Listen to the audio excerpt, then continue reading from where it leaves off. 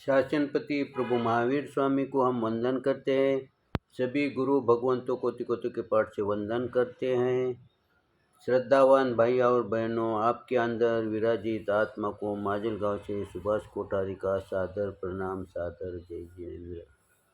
अंतगढ़ सूत्र पर ये मेरा 70वां यानी 70वां वीडियो है। कल के हम वीडियो में देखें कि पद्मावती रानी को उनके गुरुजी ने, यक्ष आर्या ने ये कहा कि तुम संयम में ध्यान दो, और ऐसा कहने के पश्चात उन्होंने ईर्या समिति, भाषा समिति, 5 समितियों का उन्होंने आचरण में लाने का शुरुआत की। शुरुआत उन्होंने ईर्या समिति से की। उसके बाद पद्मावती आर्या ने अपने गुरु यक्षिणी आर्या के समीप सामायिक आदि 11 अंगों का अध्ययन किया। उन्होंने फिर बाद में 11 अंगों का अध्ययन किया, लेकिन इसमें पहला अध्ययन कौन सा आया? पहला शास्त्र कौन सा आया? सामायिक। सामायिक के सिवाय हम आगे कोई भी शास्त्र में नहीं बढ़ सकते हैं।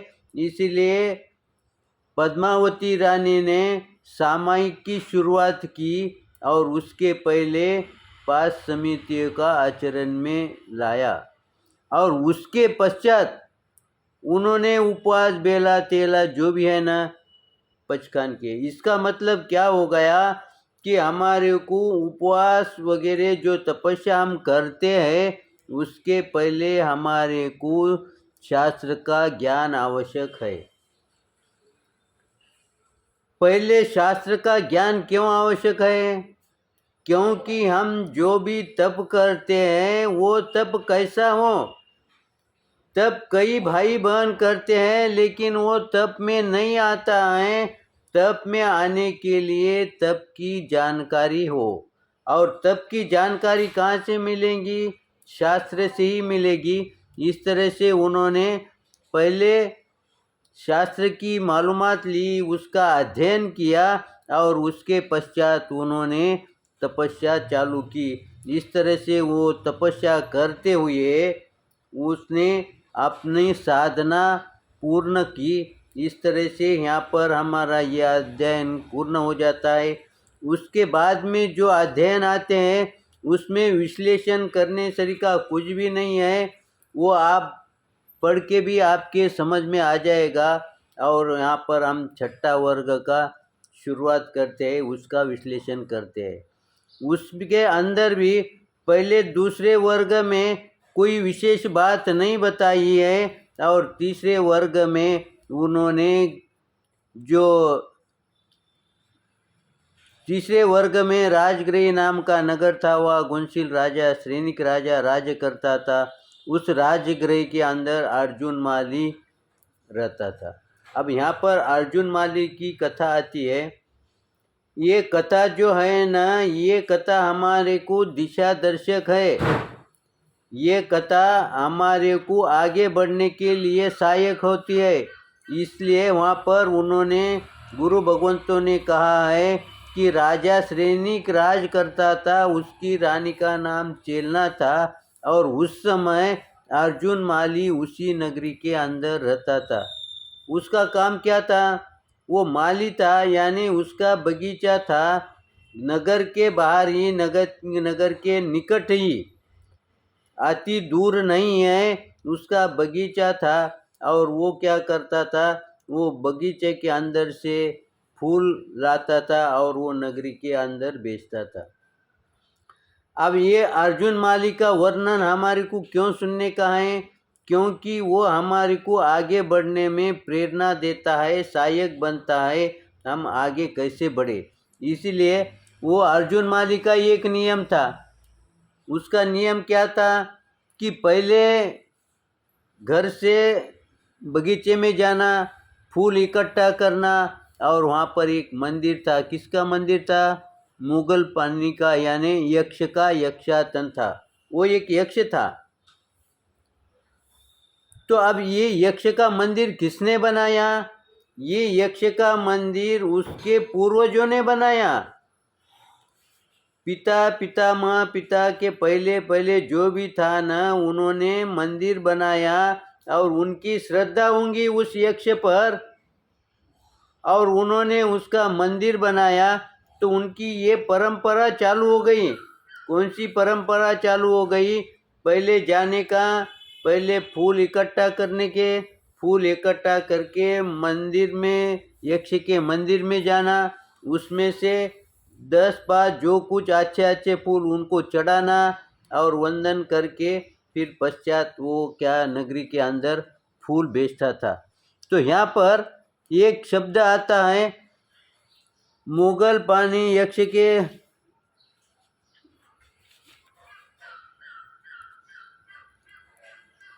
यहाँ पर एक शब्द आता है, इस प्रकार वह उसकी पूजा करता था और भूमि पर दोनों घुटनों टेक कर।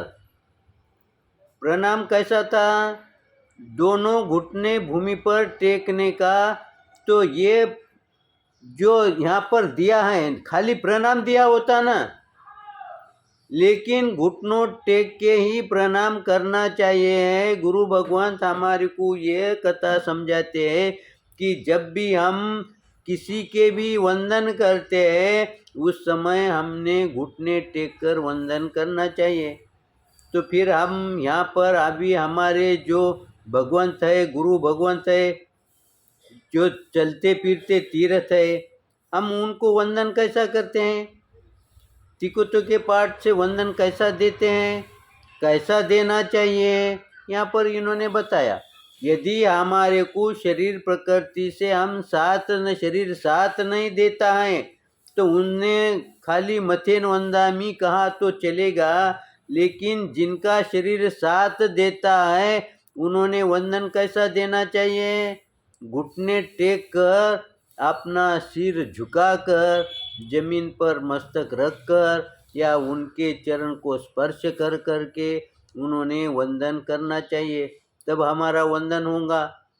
और हम अगर खड़े खड़े वंदन, शरीर साथ देता है फिर भी हम अगर खड़े खड़े अगर वंदन करते हैं, यहाँ पर क्या होगा? हमारा अहम जागृत होता है, यहाँ पर हमारा मैंपना जागृत होता है। जहाँ पर मैंपना जागृत होता है, अहमपना जागृत होता है, उस समय कर्म बंद ही होते हैं।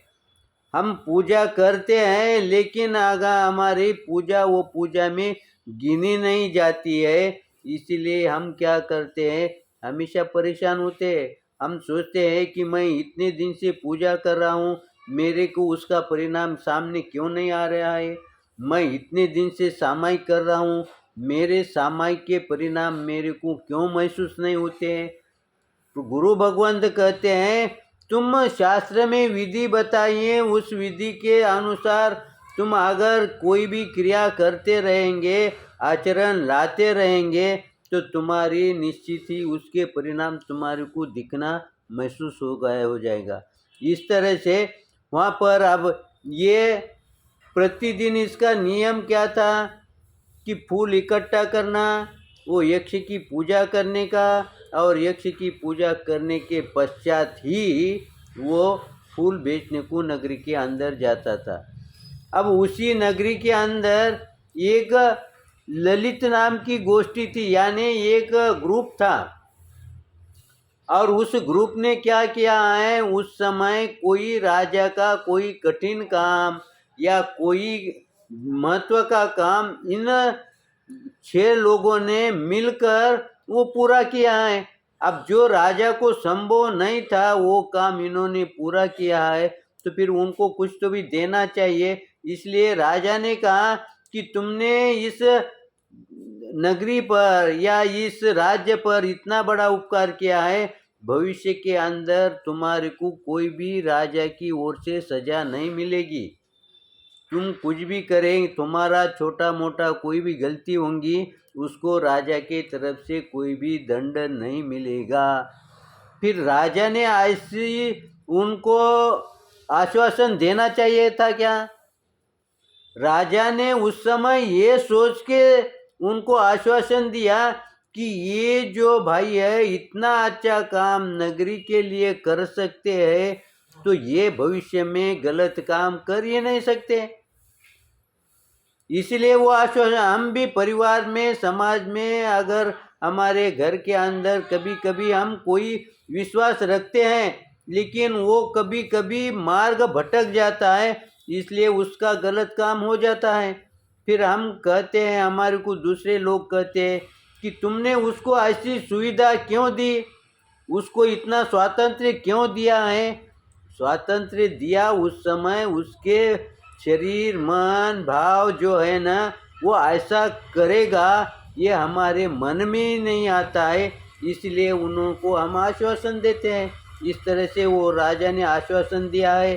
समय को देखते हुए हम यहाँ पर रुकते हैं। सही लगा होगा तो लाइक करें, शेयर करें, गलत होगा तो क्षमा करेंगे।